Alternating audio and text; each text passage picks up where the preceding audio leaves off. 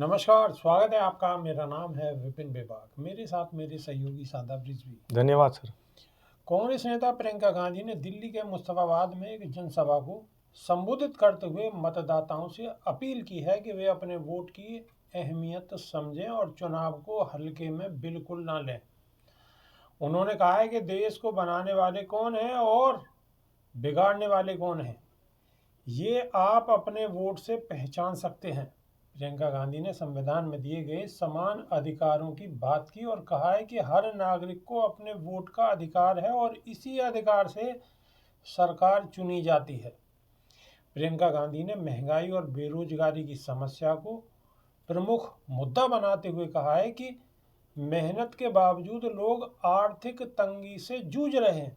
उन्होंने कहा है कि चाहे जितनी मेहनत कर लें फिर भी पैसे की कमी हो रही है और गुजारा मुश्किल होता जा रहा है।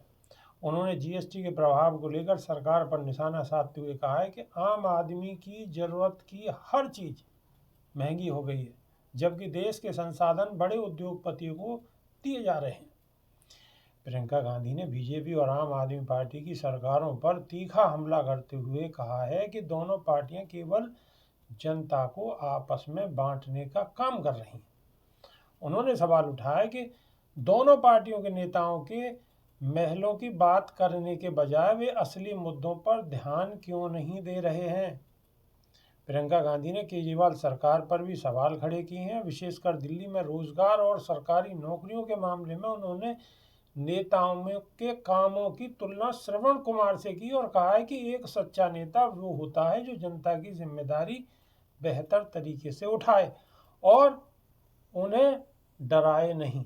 उन्होंने राहुल गांधी की भारत जोड़ो यात्रा का जिक्र करते हुए कहा है कि वे सच्चाई के लिए लगातार लड़ रहे हैं और इसका उन्हें कोई डर नहीं है, कोई भय नहीं है। उन्होंने बीजेपी पर आरोप लगाया कि इस पार्टी ने समाज में फूट डालने का काम किया है। प्रियंका गांधी ने कांग्रेस सरकार की ओर से किए गए विकास कार्यों का जिक्र करते हुए कहा है कि शीला दीक्षित सरकार के दौरान दिल्ली में मेट्रो, फ्लाईओवर और कॉलोनियों का विकास हुआ। इसके अलावा कांग्रेस ने यूपीए सरकार के दौरान देश की आर्थिक स्थिति मजबूत की थी। प्रियंका गांधी ने मोदी सरकार पर तंज कसते हुए कहा है कि वे 10 साल की अपनी उपलब्धियों को छोड़कर हमेशा नेहरू और गांधी परिवार को दोषी ठहराते रहते हैं। प्रियंका गांधी ने अंत में लोकतंत्र की अहमियत और संविधान की सुरक्षा की बात की है और कहा है कि वर्तमान सरकार लोकतंत्र को कमजोर कर रही है और आम जनता की संपत्ति बड़े उद्योगपतियों को बेची जा रही है। सादाब रिजवी, सीधा सीधा राहुल गांधी भी उसी तरीके से सरकार पर आक्रामक है और प्रियंका गांधी भी कोई मौका नहीं छोड़ रही।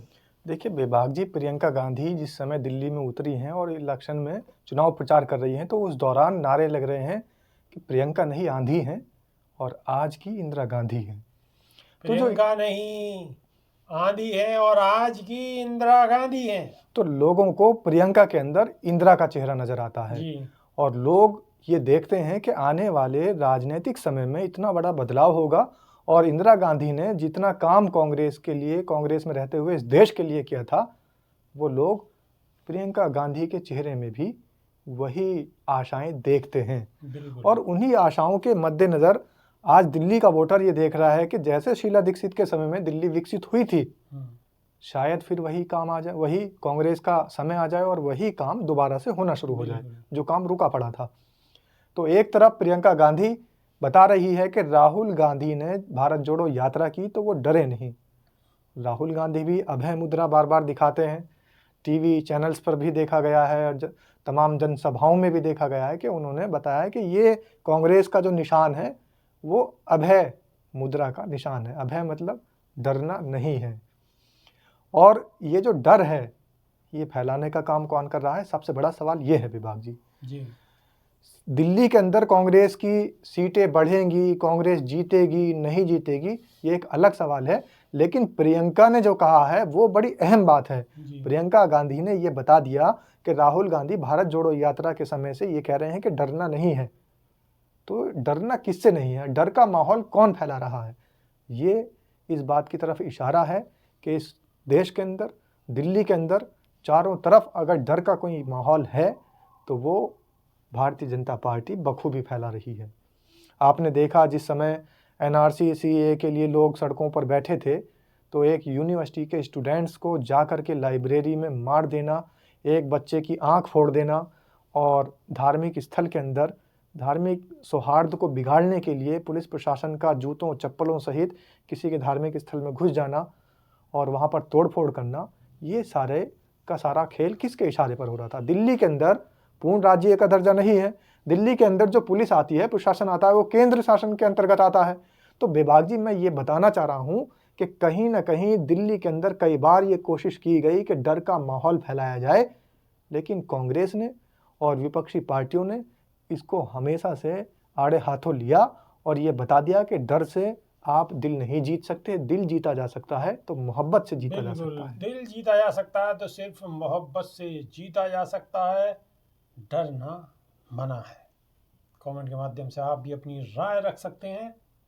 और अभी की वीडियो में सिर्फ इतना ही, नई वीडियो में फिर रूबरू होंगे। बहुत बहुत शुक्रिया, धन्यवाद, नमस्कार। धन्यवाद।